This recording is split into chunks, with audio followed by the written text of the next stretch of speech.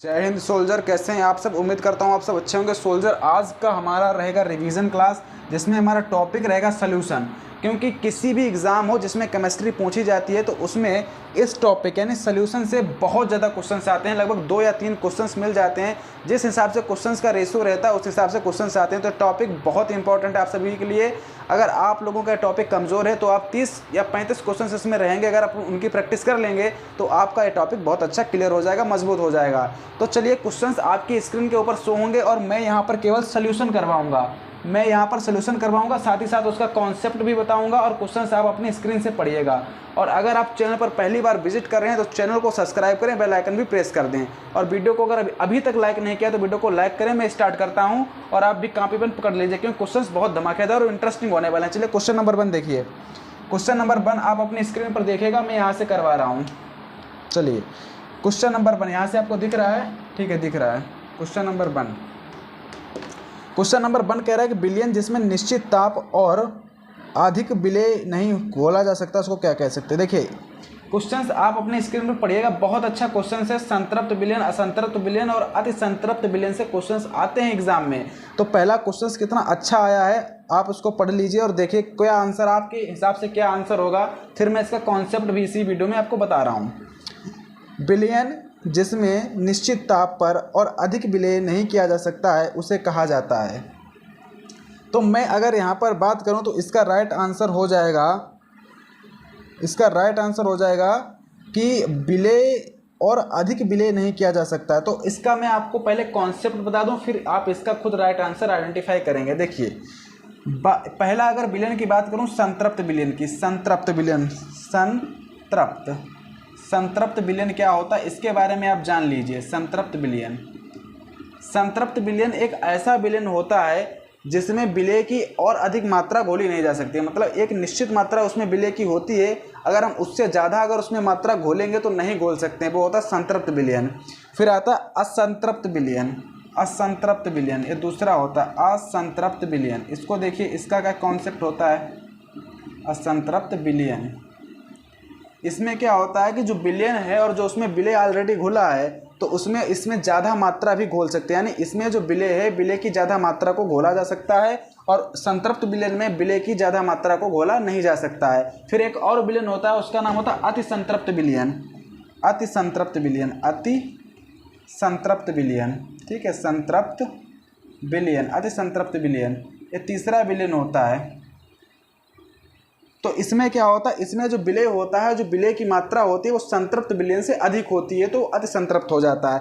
अब आप क्वेश्चन से समझ गए होंगे आंसर क्या होगा कि विलयन जिसमें निश्चित ताप पर और अधिक विलेय की मात्रा को घोला नहीं जा सकता है वो संतृप्त विलयन होता है। ऑप्शन ए इसका क्या हो जाएगा, राइट आंसर हो जाएगा। चलिए, क्वेश्चन नंबर आप 2 देखिए। निम्न में से अति स्थायी अवस्था को निरूपित करता है, कौन सा राइट आंसर होगा। क्योंकि इसमें अति स्थायी अवस्था की चर्चा है। मतलब अति स्थायी यानी कि वो जो चीज़ है वो बहुत ज़्यादा स्थायी है। अति का मतलब होता है बहुत ज़्यादा। तो वही कह रहा है कि निम्न में से अति स्थायी अवस्था को निरूपित करता है। तो मैंने अभी जस्ट बताया था, संतृप्त विलयन साफ साफ कह देता है कि उसमें और अधिक विलेय आप नहीं घोल सकते हैं। तो ये क्या होता है, अति स्थायी अवस्था को निरूपित करता है। यानी इसका राइट आंसर हो जाएगा ऑप्शन नंबर सी, संतृप्त विलयन। क्वेश्चन नंबर आप 3 देखिएगा अपनी स्क्रीन पर। और अगर अभी तक वीडियो को लाइक नहीं किया तो वीडियो को लाइक और चैनल को सब्सक्राइब ज़रूर कर लीजिएगा, क्योंकि ऐसे ही इंटरेस्टिंग और वीडियो आपके लिए लाता रहता हूं। साथ ही साथ इस चैनल पर आपको टॉपिक वाइज तो अलग से करवाता हूं और साथ में जो फुल प्रैक्टिस सेट होता है वो अलग से करवाता हूं। आप प्लेलिस्ट बनी है सबकी अलग अलग, आप प्लेलिस्ट में जाकर देख लीजिएगा। क्योंकि यहाँ से जो अगर आप केमिस्ट्री कर ले जाएंगे प्रैक्टिस, तो किसी भी एग्ज़ाम में आप 95% केमिस्ट्री सही करके आएंगे। चलिए, क्वेश्चन नंबर 3 आप अपनी स्क्रीन पर देखिए। क्वेश्चन नंबर 3 जो है बोल रहा है मोलरता प्रदर्शित होती है। मोलरता प्रदर्शित होती है। तो मोलरता, मोलरता क्या होता है, इसका कॉन्सेप्ट मैं अगर आपको बताऊं तो मैं सीधे बताऊंगा। जो मोलरता होती है, ठीक है, इधर देखिए, नॉर्मलता से कॉन्सेप्ट इसका भी समझ लीजिए, बहुत इंपॉर्टेंट रहने वाला है। नॉर्मलता क्या होती है। नॉर्मलता का फार्मूला होता है ग्राम तुल्यांकों की संख्या।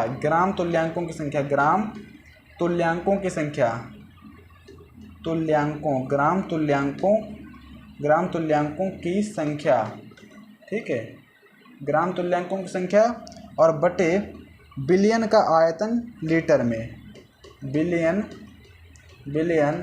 का आयतन लीटर में, ठीक है। इन लीटर में इसका आयतन होता है, मैंने यहाँ पे लिखा नहीं, आप समझ जाना। बिलियन का आयतन लीटर में, ऊपर होता है ग्राम तुल्यांकों की संख्या।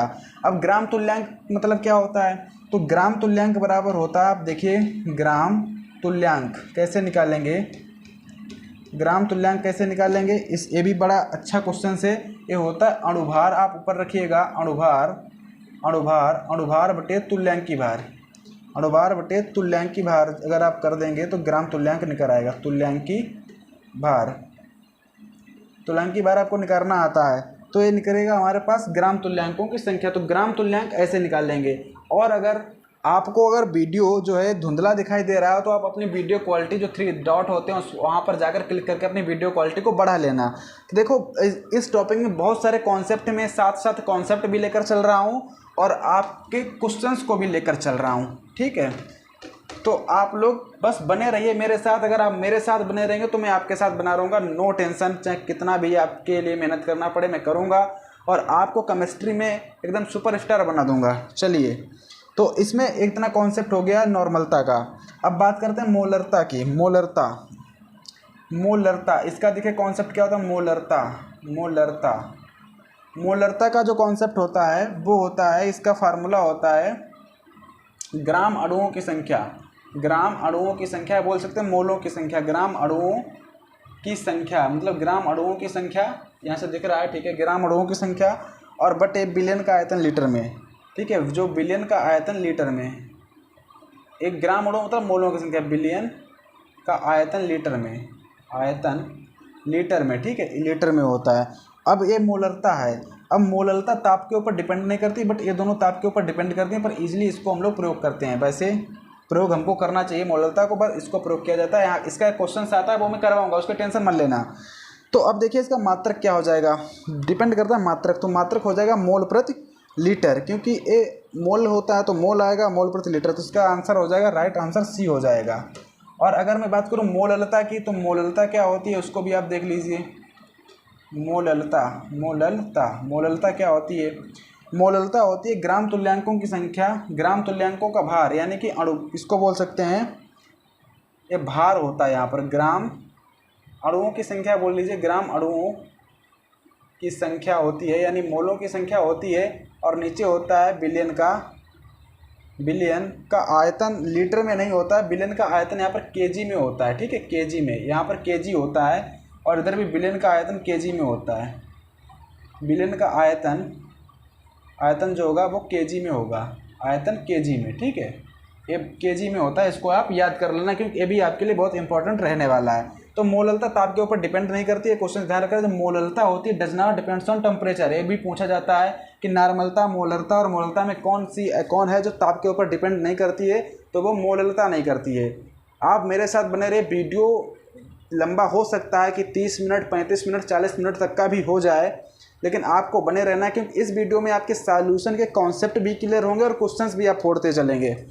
चलिए, क्योंकि मैं एक क्वेश्चंस पर सारे कॉन्सेप्ट करा रहा हूँ इसमें, तो इसका राइट आंसर हो जाएगा सी। क्वेश्चन नंबर आप 4 देखिए, क्वेश्चन नंबर आप 4 अपनी स्क्रीन पर देखिएगा कि मोलल बिलियन वह है जिसमें 1 विलेय मोल। अब 1 विलेय मोल क्या होता है, विलायक के 1000 ग्राम में होता है। तो इसका राइट आंसर हो जाएगा, एक कॉन्सेप्ट मैंने अभी बताया वहाँ पर ग्राम होता है। क्वेश्चन नंबर आप देखिए, अब आगे बढ़िए और क्वेश्चन नंबर 5 देखिए अपनी स्क्रीन पर। क्वेश्चन नंबर 5 कह रहे हैं नॉर्मलता का निरूपण है। नॉर्मलता के बारे में क्या बताया था इधर कि नॉर्मलता जो होती है ग्राम तुल्यांकों की संख्या, ग्राम तुल्यांक और लीटर, ठीक है। तो इसका राइट आंसर हो जाएगा बी, ग्राम तुल्यांक और लीटर। फिर आता है कि n तथा 1/n बिलियन का क्रमशः। अब देखिए क्वेश्चन नंबर आप 6 देखिए, 6 कितना अच्छा क्वेश्चन है कि n तथा 1/n नॉर्मलता। अगर केवल ऐसे इधर देखिए, अगर केवल लिखा है तो इसका मतलब है एक नॉर्मलता, ठीक है, एक फर्स्ट मतलब एक नॉर्मलता, 1 नॉर्मलिटी। अगर लिखा है 1/2 तो इसको बोलते हैं हाफ नॉर्मलिटी। अगर लिखा है 1/10 तो ये 10वां भाग होता है, इसको डेका नॉर्मलिटी बोला जाता है, ठीक, डेका, इसको आपको पता होना चाहिए। वही लिखा है कि n तथा 1/n बिलियन का अर्थ क्रमशः क्या है, डेसी। इसको डेसी या डेका बोलते हैं, इसको डेका बोला जाता है। डेसी देखो 1 मिनट रुक जाइए। 1/10 है, तो इसका जो राइट आंसर हो जाएगा, इसको डेसी कहते हैं क्योंकि ये 1/10 है, इसको डेसी पढ़ा जाता है, तो आप ध्यान रखना। तो नॉर्मल एंड डेसी नॉर्मल, इसका राइट आंसर बी हो जाएगा, नॉर्मल एंड डेसी नॉर्मल, ठीक है। क्योंकि डे का नॉर्मल नहीं होता है, डे का क्या होता है और डेसी क्या होता है। डे का होता है 10, मतलब डे का मतलब होता है, देखो ए होता है किसी का भाग है ना, तो ये डेसी में आ जाएगा, और 10 अगर ऊपर होता है उसको डे का बोलते हैं। ये डे का होता है और ये डेसी होता है, तो डेसी है, तो इसका आप राइट आंसर लगा लेना, 6 का बी आंसर इसका राइट हो जाएगा। क्वेश्चन नंबर आप 7 देखिए, क्वेश्चन नंबर 7 यहाँ से दिख रहा है, ठीक दिख रहा है। क्वेश्चन नंबर 7 आप देखिए अपने स्क्रीन पर। क्वेश्चन नंबर 7 आपसे कह रहा है कि बिलियन की मोलरता किसके बराबर है, ग्राम अणुओं की संख्या और विलेय का भार केजी में। तो मोलों की संख्या और विलेय का भार, बिलियन का भार केजी संख्या में, यानी सी आंसर इसका राइट है। क्वेश्चंस आपकी स्क्रीन पर शो हो रहे हैं, वहाँ से पढ़िएगा, कॉन्सेप्ट मैंने तीनों का लिख दिया है इधर। चलिए क्वेश्चन नंबर आप 8 देखिए, इधर देखिए क्वेश्चन नंबर 8। क्वेश्चन नंबर 8 कह रहा है कि किसी पदार्थ की विलेयता किस कारक के द्वारा प्रभावित नहीं होती है। तो विलेयता जो होती है वो सब देखिए, विलेय के कणों से, समान प्रभाव से, ताप से, दाब से प्रभावित नहीं होती है, दाब, इसका राइट आंसर हो जाएगा डी, ठीक है। विलेयता का कॉन्सेप्ट चाहे मैं अगर बता दूं अभी, चलो मैं बता दूंगा, टेंशन नहीं लेना है, क्योंकि विलेयता से क्वेश्चन से आता नहीं, बस इतना पता होना चाहिए विलेयता होती क्या है। तो विलेयता का जो अभी क्वेश्चन था कि वो विलेयता किस पर निर्भर करती है, वो आप क्वेश्चन से अपने स्क्रीन पर देख रहे हैं। विलेयता जो निर्भर करती है वो करती है सम आयन प्रभाव पर, ताप पर, विलेय के कणों के आकार पर, लेकिन दाब पर डिपेंड नहीं करती है।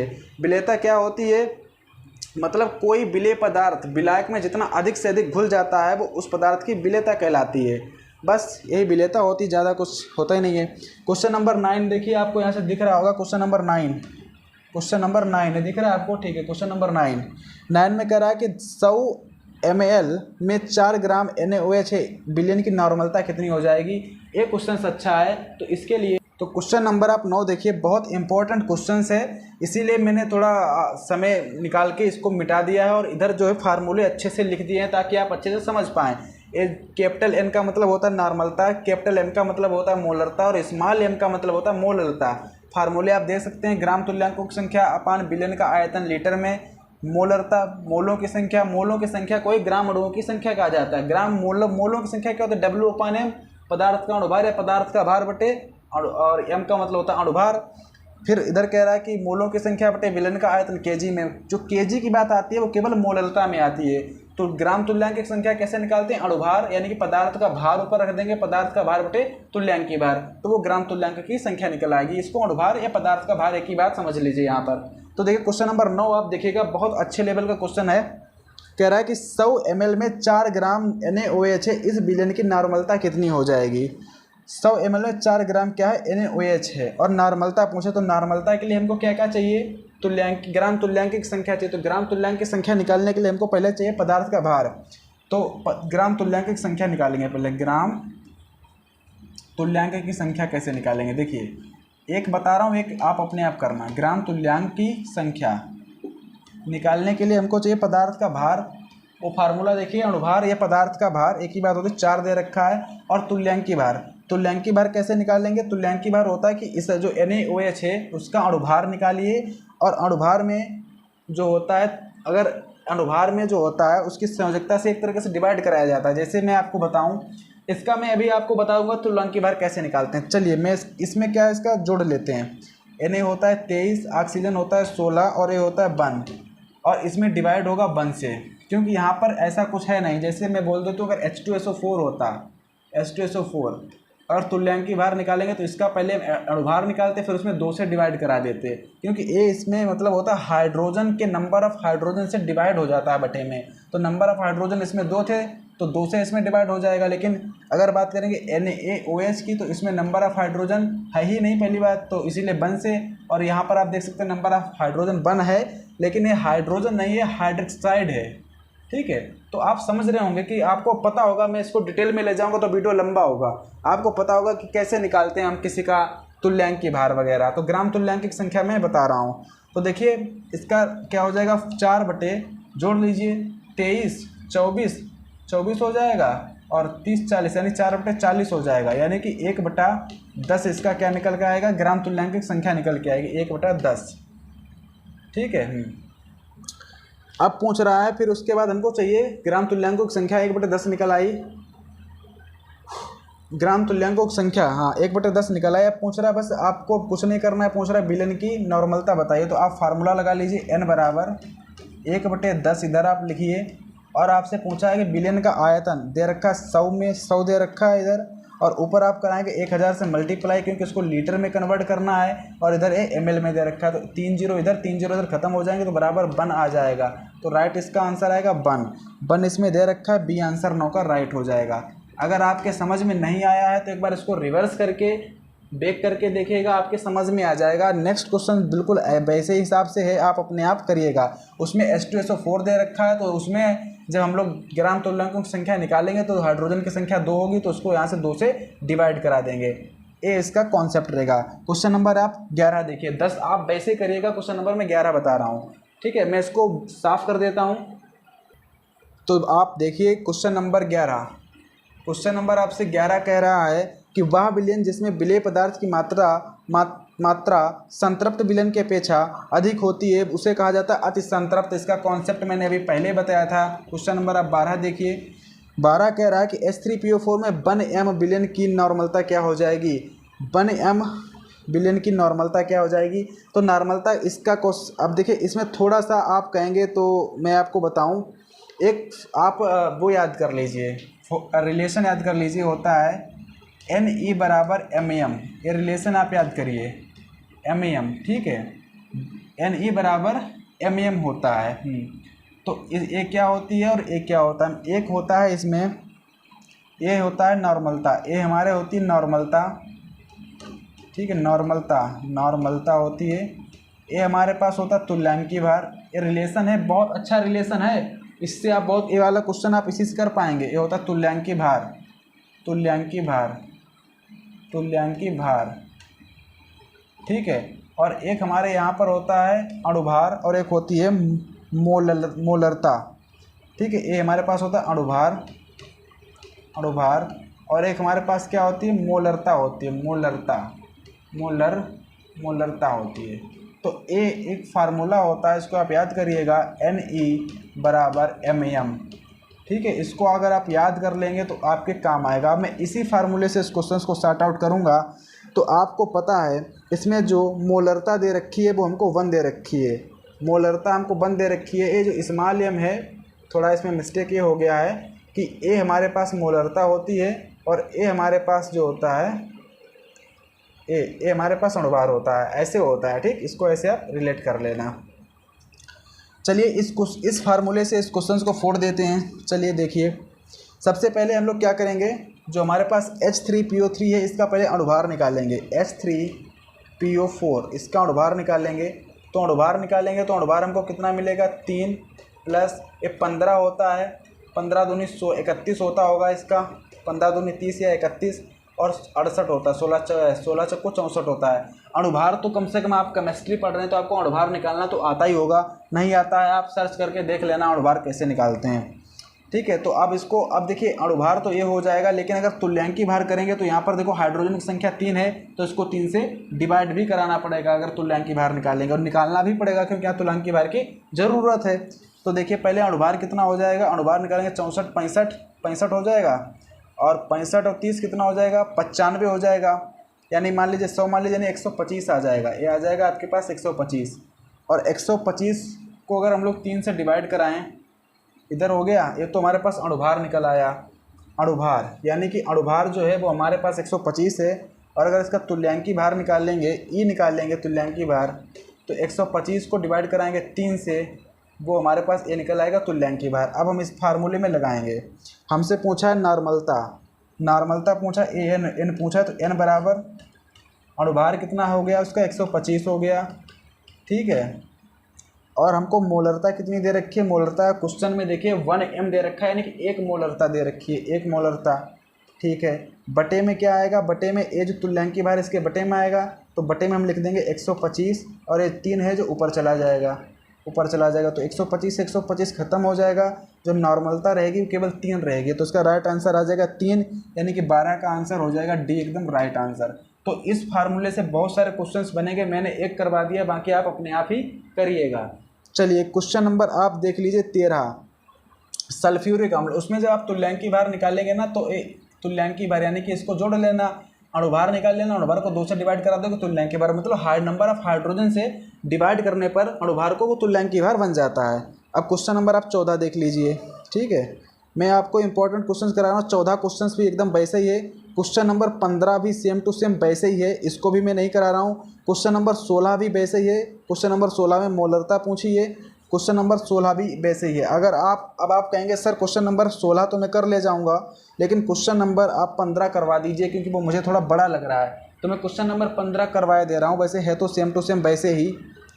चलो मैं क्वेश्चन नंबर आपके लिए 15 करवा रहा हूँ। अगर आप कह रहे हैं, मैं इसको पहले साफ़ कर लेता हूँ, ठीक है, क्योंकि साफ़ करना ज़रूरी होता है। अगर साफ़ नहीं होगा फिर लिखेंगे कहाँ पर। तो क्वेश्चन नंबर 15 आप देख लीजिए। क्वेश्चन नंबर 15, एक ए फार्मूला और एक ए वाला, या अभी आपको बताया NE बराबर MM, इनको आप याद कर लेना। यहाँ से बहुत क्वेश्चन सॉर्ट आउट करेंगे और सबके इस वाले फार्मूले से बहुत लोग क्वेश्चंस को नहीं कर पाएंगे क्योंकि ये फार्मूले नहीं पता होता है। चलिए क्वेश्चन नंबर आप देख लीजिए 15। इफ कह रहा है कि 2NH2CO4.2H2O के 500 ml विलयन को तैयार करने के लिए H2C2O4 × 2H2O का कितना भार चाहिए होगा। इसमें पूछ दिया कितना भार चाहिए होगा, तो बहुत अच्छा क्वेश्चन है। तो सबसे पहले क्या करेंगे, इसका हम अणुभार निकालेंगे। अणुभार किसका निकालेंगे, H2, देखिए इधर देखिए H2C2O4.2H2O का अणुभार निकालेंगे, अणुभार, और फिर इसका तुल्यांकी भार भी निकालेंगे। अणुभार पहले निकालना जरूरी होता है, अणुभार। तो अणुभार देखिए इसका कितना कैसे निकलेगा, 2 है तो इधर आ जाएगा 2H के लिए 2, 12 दूनी 24 उसके लिए, और 16 चौको 64 उसके लिए, ठीक है। फिर आएगा ए, तो ए तो 2 होता है, तो 2 के लिए 2 दूनी 4 हो जाएगा, और 16 दूनी 32 हो जाएगा, इधर हो जाएगा। चलिए इसको जोड़ लेते हैं, कितना हो जाता है। जोड़िए एक बार, आप इसको अपने हिसाब से जोड़िए, मैं भी जोड़ रहा हूँ, आप भी जोड़िए। ये कितना हो जाएगा, ये 64 हो जाएगा, 66 हो जाएगा, 66 70 हो जाएगा, 90 हो जाएगा, ठीक। इतना तो हो गया 90, सही कह रहे हैं ना, 90 हो गया ना, क्योंकि 8 8 2 10 70, तो 90, और 90 हो गया, और 90 और 100 120 हो गया, और 120 से 126 हो गया, 90 से 120 126, यानी कि 126 क्या हो गया, 126 इसका अणुभार हो गया, ठीक है। 126 अणुभार हो गया। और अगर हम इसको 126 तो अणुभार हो गया। अब एक सोचने वाली बात ये है इसमें, तो अब इसका तुल्यांकी भार, तो हमने अणुभार निकाल लिया, अब अगर इसका तुल्यांकी भार निकालेंगे तो 126/3 इसका क्या हो जाएगा, तुल्यांकी भार हो जाएगा। अब इसमें हम लोग ये तुल्यांकी भार निकल आया, ठीक है, अणुभार था, हमने तुल्यांकी भार कैसे, सॉरी 3 नहीं आएगा, बटे में 2 आएगा, क्योंकि आप देखिए इसमें लिखा है H2C2O4, यानी H के 2 परमाणु तो H की संख्या से ही डिवाइड होता है। चलिए ये तो वो निकल आया। अब हमको ए वाला फार्मूला यहाँ पे लगाना पड़ेगा, N वाला। तो N की वैल्यू हमको दे रखी है यहाँ पर 0.2 दे रखा है, ठीक है। ग्राम तुल्यांकों की संख्या क्या होती है, अणुभार, अणुभार मतलब पदार्थ की मात्रा, पदार्थ की मात्रा हमने यहाँ पर ले ली है x, ठीक है। और नीचे तुल्यांकी भार हमारे पास कितना था, 126/2, 126/2। अब हमसे पूछ रहा है कि विलयन का आयतन, विलयन का आयतन दे रखा है इसमें 500 × 1000 हो जाएगा, क्योंकि ml में है और हमको चाहिए लीटर में। तो ये तो हो जाएगा 500 से 2 बार कट जाएगा, यानी कि ये दो मल्टीप्लाई ऊपर चला जाएगा, इधर आ जाएगा हमारे पास 4x/126 आ जाएगा, ठीक है। अब 0.2 बराबर 4x/126 आ जाएगा, तो हम 2 से इसको काट देंगे, 2 से काटेंगे, 2 दूनी 4, और इधर आ जाएगा 6, इधर आ जाएगा 2 से कटेगा, इधर आ जाएगा 3, यानी 63 आ जाएगा।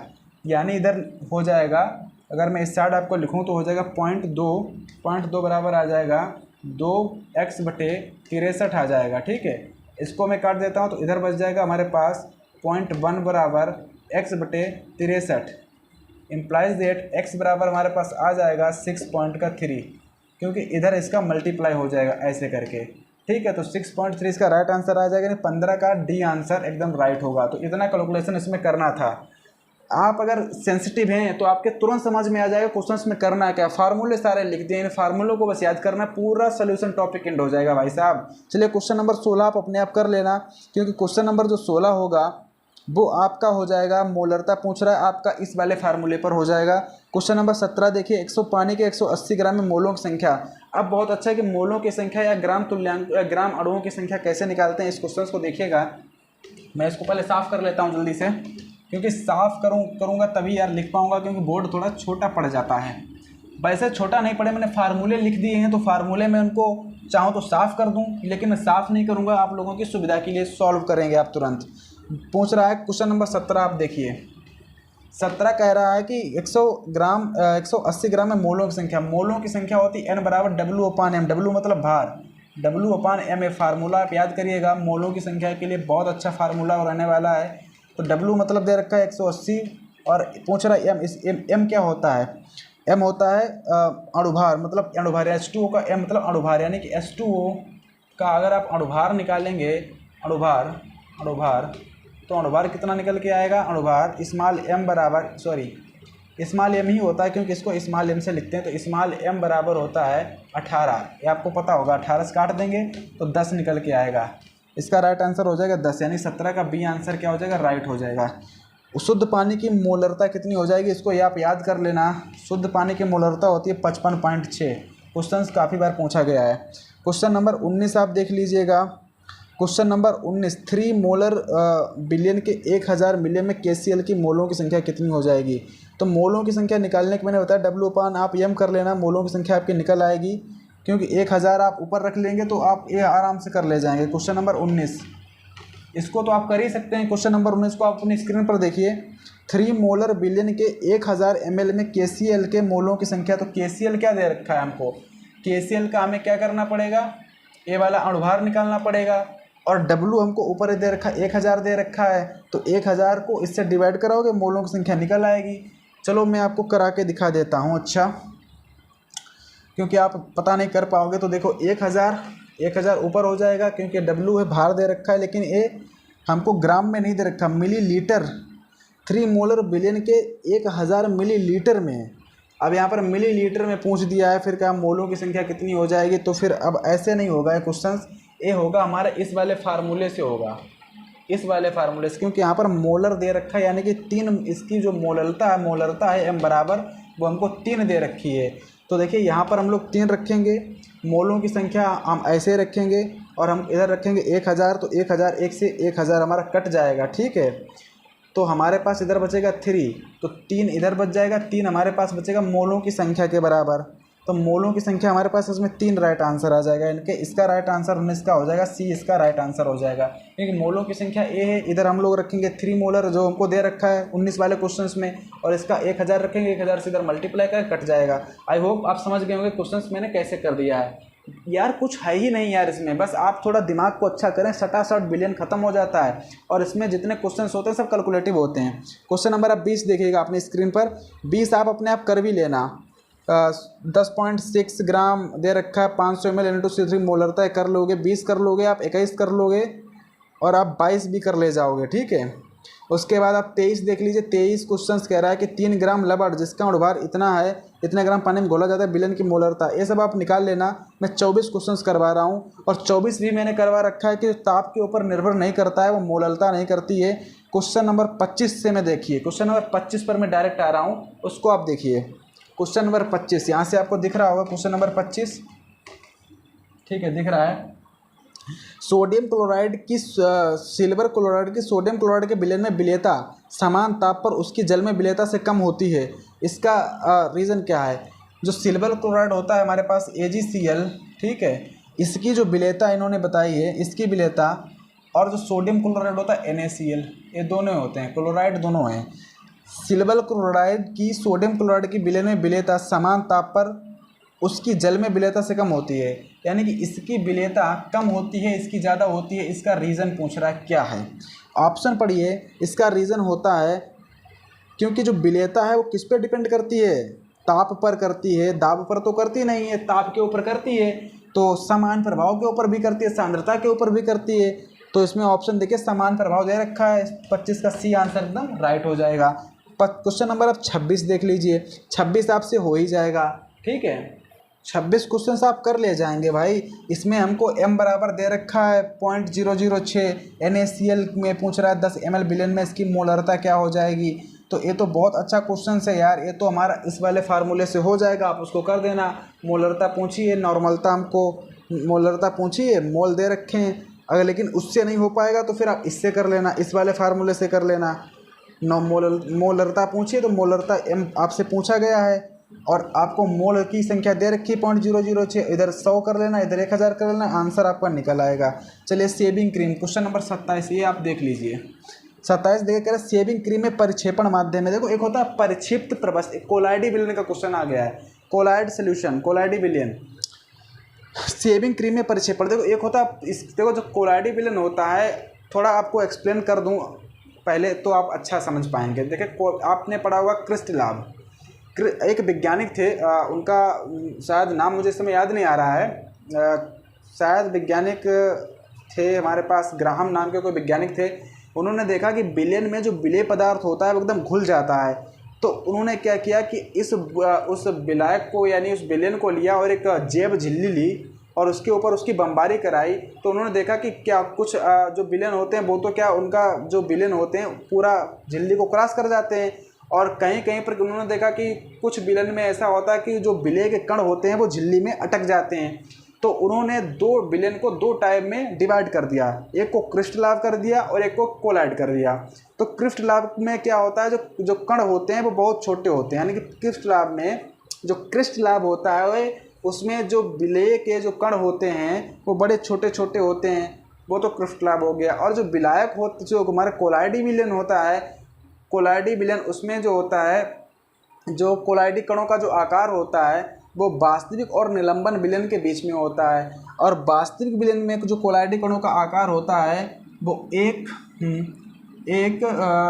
बोल सकते हैं 1 नैनोमीटर होता है, 1 नैनोमीटर, ठीक है, नैनोमीटर, 1 नैनोमीटर होता है, 1 नैनोमीटर होता है, यानी कि 10⁻⁹, ठीक है, कोलाइडी कणों का आकार। और जो हमारे पास निलंबन विलयन होता है, निलंबन विलयन उसमें कोलाइडी कणों का आकार होता है 100 × 10⁻⁹ मीटर, ठीक है। और जो हमारे पास हम बोल दें हमारा कोलाइडी विलयन होता है वो इन दोनों के बीच मतलब 1 से 100 नैनोमीटर के बीच में, नैनोमीटर के बीच में हमारे पास कोलाइडी कण होते हैं, कोलाइडी कणों का आकार होता है। फिर कहा जाता है कि कोलाइडी कण में दो प्रवस्थाएं भी होती हैं, एक होता है परिक्षिप्त प्रवस्था, एक होता है परिक्षेपण। क्षेपण मतलब जो साफ साफ दिखे, और परिक्षिप्त मतलब जो चीज़ छिपी हुई हो, मतलब किसी चीज़ के अंदर कोई छिपी हुई, जैसे मैं बोल दूँ पनीर, तो पनीर के अंदर क्या आप देखेंगे, पनीर होता है ठोस, और उसके अंदर क्या दूध जो होता है वो द्रव होता है, वो छिपा होता है। तो इसमें जो साफ साफ दिख रहा है वो परिक्षिप्त क्या है, दूध, और परिक्षेपण है ठोस का। यानी कि जो परिक्षेपण मतलब होता है, आप ऐसे समझ लिए, परिक्षेपण का मतलब होता है साफ साफ दिख रहा है। तो पनीर में ठोस जो है पनीर वो तो साफ साफ दिख रहा है, लेकिन उसके अंदर छिपा क्या है, द्रव छिपा है। तो परिक्षिप्त प्रवस्था उसकी द्रव हो जाएगी, परिक्षेपण प्रवस्था उसका ठोस हो जाएगा। जैसे बर्फ़ है, बर्फ़ ठोस है लेकिन उसके अंदर द्रव छिपा है ना, तो परिक्षिप्त प्रवस्था द्रव हो जाएगी। परिक्षेपण मतलब, क्षेपण का मतलब यही होता है कि मतलब जो साफ साफ दिखे, और परिक्षिप्त मतलब जो छिपी हुई हो। अब आप समझ गए होंगे। चलिए क्वेश्चन नंबर देखिए, क्वेश्चन नंबर आप देखिए 27 पूछ रहा है सेविंग क्रीम की परिक्षेपण। सेविंग क्रीम में आपने देखा छिपा क्या होता है, द्रव छिपा होता है, और बाकी गैस जो होती है वो सामने होती है। गैस आपकी सामने होगी लेकिन उसके अंदर द्रव छिपा होता है, ठीक है। तो आप